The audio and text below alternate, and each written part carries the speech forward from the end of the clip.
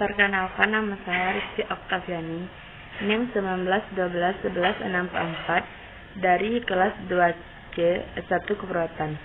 Baiklah, saya akan membacakan hasil makalah saya, yaitu tentang anatomi fisiologi sistem pernafasan. Pertama itu organ sistem respirasi. Organ sistem respirasi bagian atas yaitu hidung, faring, laring, trakea. Kemudian organ sistem respirasi bagian bawah yaitu paru-paru, bronkus, dan alveolus. Kemudian organ sistem respirasi bagian atas terdiri dari eksternal dan internal. Eksternal itu menonjol dari wajah dan disangga oleh tulang hidung dan kartilago.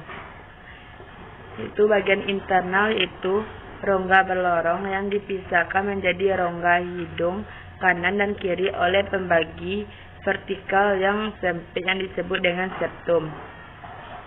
Masing-masing rongga hidung terdiri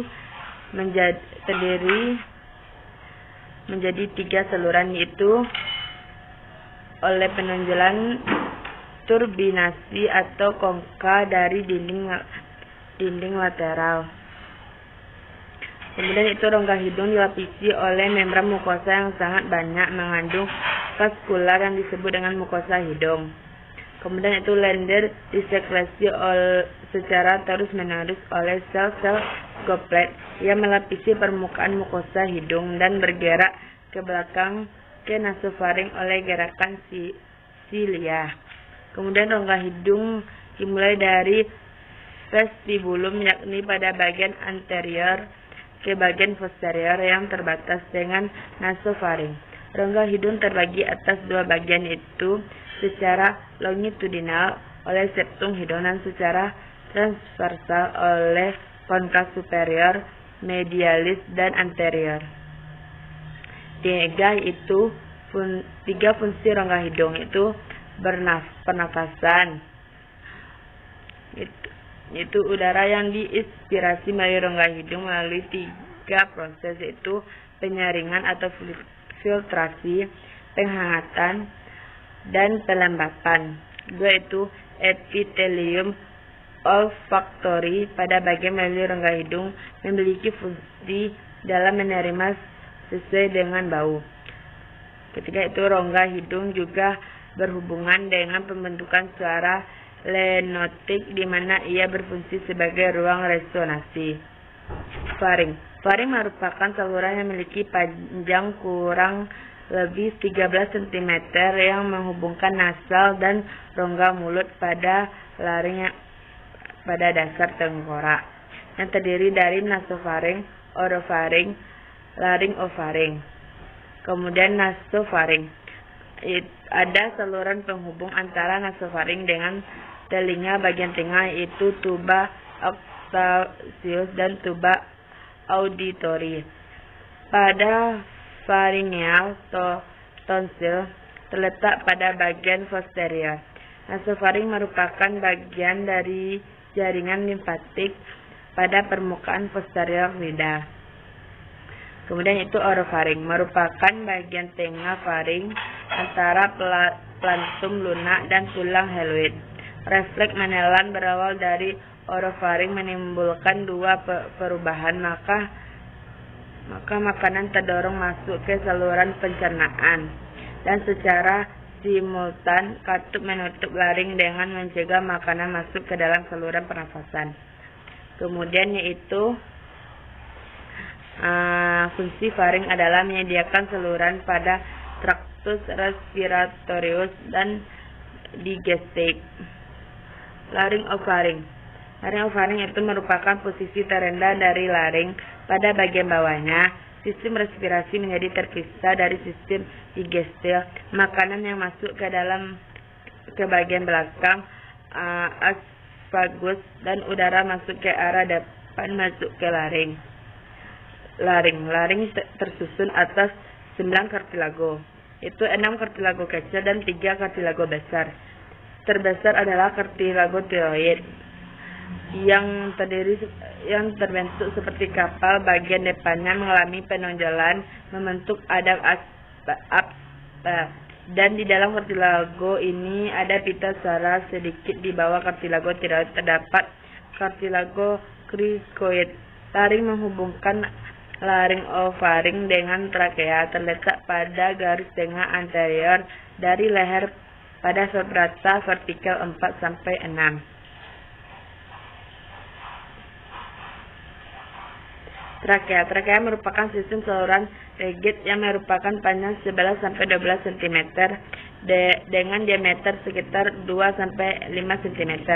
Terdapat pada bagian esophagus yang terlentang mulai dari kartilago krikoid masuk ke dalam rongga torak, tersusun dari 16 sampai 20 cincin tulang rawan yang berbentuk huruf C yang terbuka pada bagian belakang. Di dalamnya mengandung pseudodeus stratifoid ciliated columnar epithelium yang memiliki sel goblet yang mensekresikan mukus. Terdapat juga cilia yang memicu terjadinya refleks batuk atau bersin. Trakea mengalami percabangan pada karina membentuk bronkus kiri dan kanan. Organ respirasi bagian bawah itu bronkus, terdiri dari konkus kanan dan kiri yang disebut bronkus lobaris atau 3 lobus, dan bronkus lobaris kanan atau 2 bronkus. Bronkus laboris kanan terbagi menjadi 10 bronkus segmental dan bronkus laboris kiri terdiri dari 9 bronkus segmental.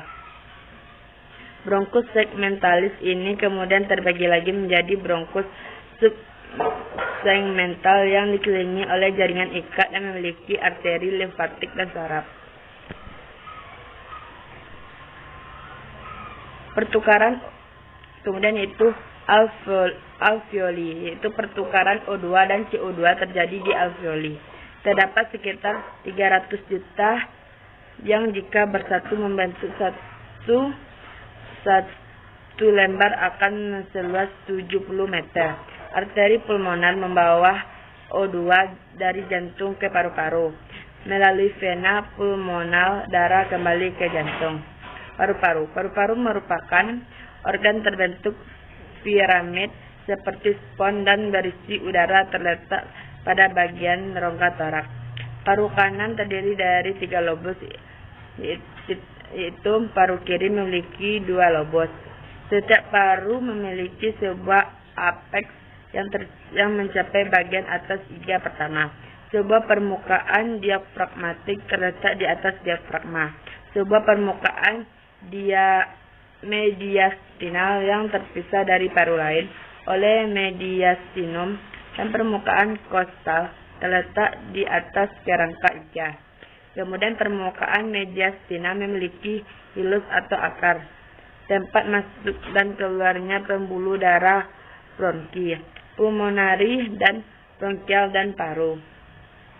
Setiap paru-paru dilingkungi oleh selaput membran yang disebut dengan pleura, visceral dan parietal. Fisiologi sistem pernafasan. Fungsi utama sistem respirasi adalah memenuhi kebutuhan oksigen jaringan tubuh dan membuang karbon dioksida sebagai sisa metabolisme, serta berperan dalam menjaga keseimbangan asam dan basa. Sistem respirasi bekerja melalui 3 tahap. Satu yaitu ventilasi. Ventilasi merupakan proses pertukaran udara antara atmosfer dengan alveoli.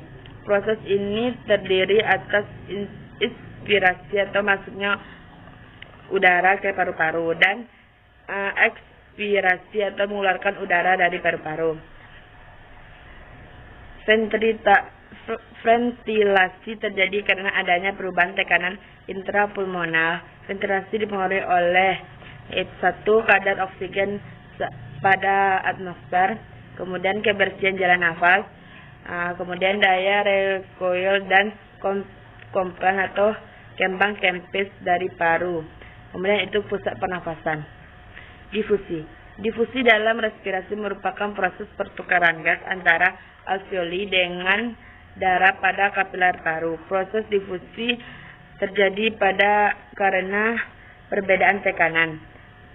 Gas berdifusi dari tekanan tinggi ke tekanan rendah. Kemudian itu transportasi.